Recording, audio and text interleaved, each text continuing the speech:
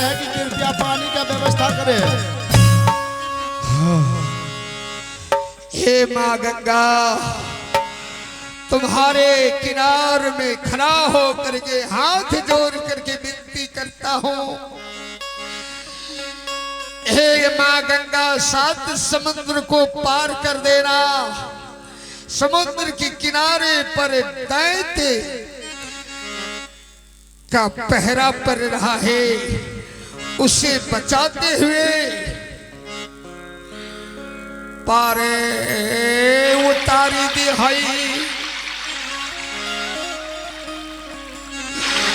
मैया कोसी खैया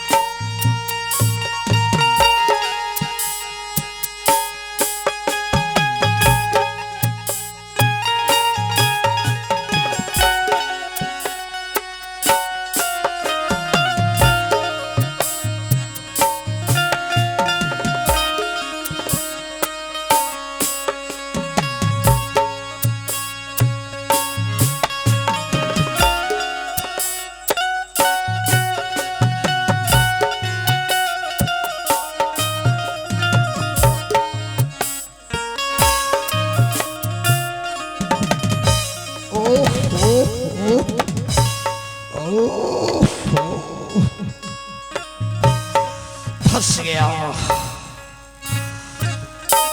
समुद्र के किनारे से मैंने अपना छलांग उठाया, समुद्र को फाड़ने का कोशिश किया, लेकिन फसलई पैर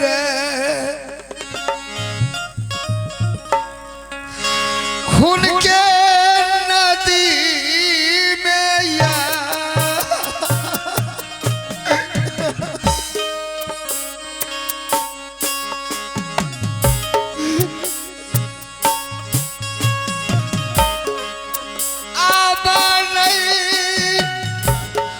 भरोसा होई छै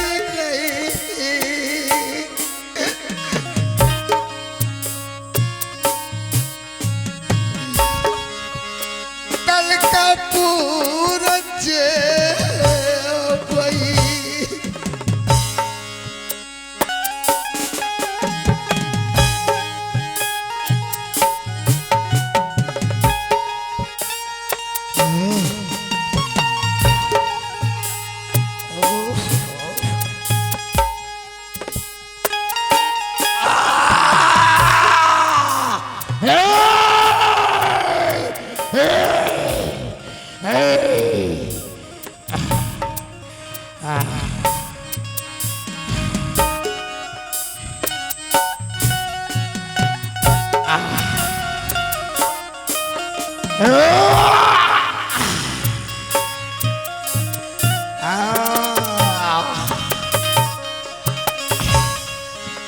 हे ईश्वर, फंस गया।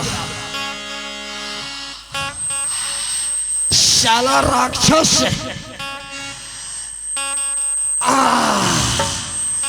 पैर को खींच रहा है, दलदल में फंस गया। ओ बच्चा, बच्चा,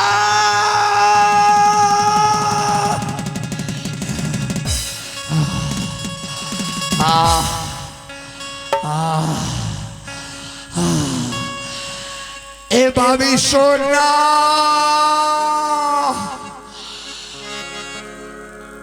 ए भाभी दृष्टि डालो, नजर दो मेरे ऊपर।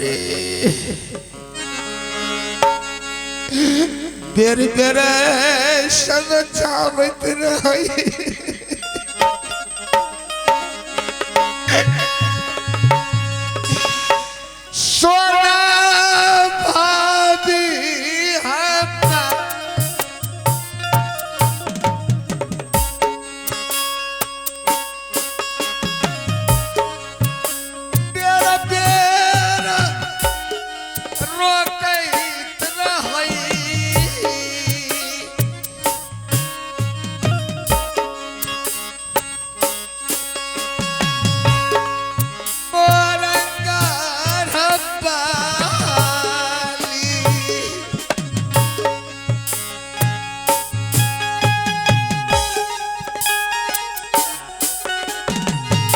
भैया भी रोक रहा था, भाभी रोक रही थी, घरवाली भी रोक रही थी।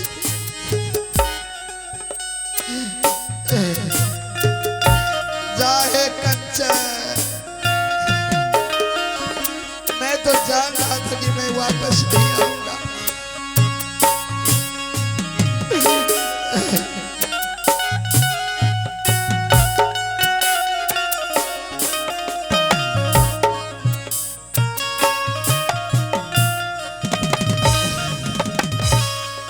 हे माँ, इतना शक्ति दो, इतना शक्ति दो।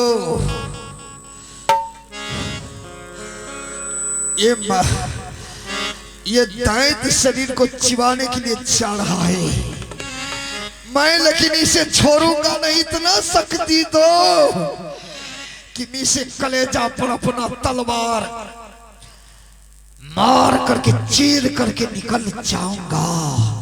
कम से कम नदी, दूध की नदी में मेरा शरीर चल जाना चाहिए। हे माँ गंगा, मदद कर दे।